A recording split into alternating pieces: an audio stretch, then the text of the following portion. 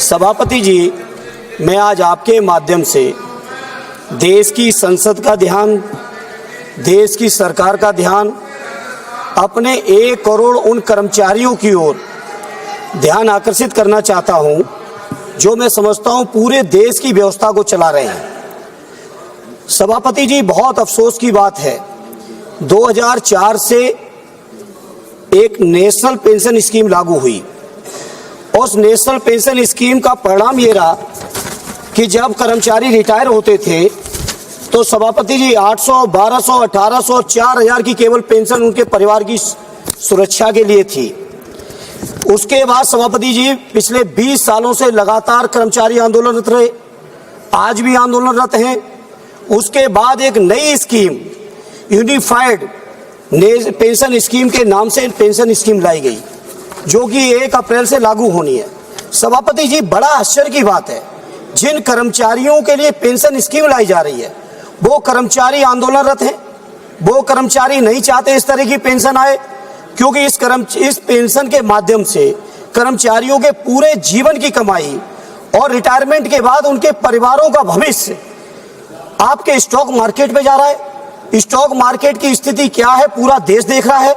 सभापति जी, पूरे कर्मचारी चाहते हैं कि जो ओपीएस थी, पुरानी पेंशन स्कीम थी, वो पुरानी पेंशन स्कीम लागू हो। पुरानी पेंशन स्कीम ही एक ऐसा मात्र रास्ता है सभापति जी, जो कि कर्मचारियों के परिवारों की सुरक्षा की गारंटी है। और मैं समझता हूं कोई भी सरकार हो, बिना कर्मचारियों के व्यापक समर्थन और सहयोग के नहीं चल सकती है। जनता के और सरकार के बीच का पुल है कर्मचारी। इसलिए हमारे राष्ट्रीय अध्यक्ष आदरणीय अखिलेश यादव जी ने अपने लगातार चुनावी घोषणा पत्र में कहा कि जब समाजवादियों को मौका मिलेगा, चाहे प्रांत में चाहे दिल्ली की सरकार में, हम पुरानी पेंशन स्कीम लागू करेंगे। इसलिए सभापति जी, मेरी आपसे मांग है, केंद्र सरकार से मांग है कि कर्मचारियों का शोषण हो गया। और मैं जो बोलना चाहता हूं, इस देश के करोड़ों किसानों के मुद्दे पर मैं बात रखना चाहता हूं। पिछले दिनों कई बार ऐसा हुआ कि किसानों के जो डेलीगेशन हैं हमारे पास में आकर के मिलकर के अपने ज्ञापन दिए, और मुझे अफसोस इस बात का है कि जो किसान इस देश की रीढ़ की हड्डी है, उनको भी अपने कार्यों के लिए आंदोलन करने पड़ते हैं। मैं कहना चाहता हूं कि हमारी इस देश की सरकार को, भारत की सरकार को सारी फसलों पर एमएसपी की गारंटी देनी चाहिए।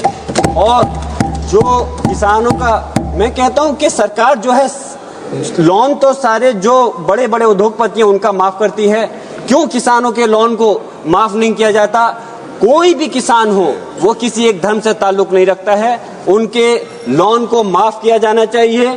और ये सरकार ने वादा किया था 2021 के अंदर कि हम कोई भी नया बिजली बिल अधिनियम नहीं लेकर आएंगे, तो इसमें उनका खासतौर से पॉइंट था कि कोई भी इस प्रकार का बिजली बिल नहीं आना चाहिए। माननीय सभापति महोदय जी, मैं इस बात को कहना चाहता हूं कि मेरे संभल के अंदर भी किसान समाज के पूरे देश के अंदर रहते हैं, उनके साथ में भी बहुत बड़ा उत्पीड़न हो रहा है। और जिस तरह से उनके साथ ज्यादती हो रही है और जिस तरह से उनके साथ कानून व्यवस्था के नाम पर खिलवाड़ हो रहा है, मैं चाहता हूं कि इस देश की सरकार को सिर्फ ये कह करके कि वो प्रदेश का मसला है, इस चीज पे पीछे नहीं होना चाहिए, बल्कि संज्ञान लेना चाहिए इस देश के उन किसान भाइयों के लिए कि उनको आइंदा फिर से दोबारा से आंदोलन करने की जरूरत नहीं पड़े।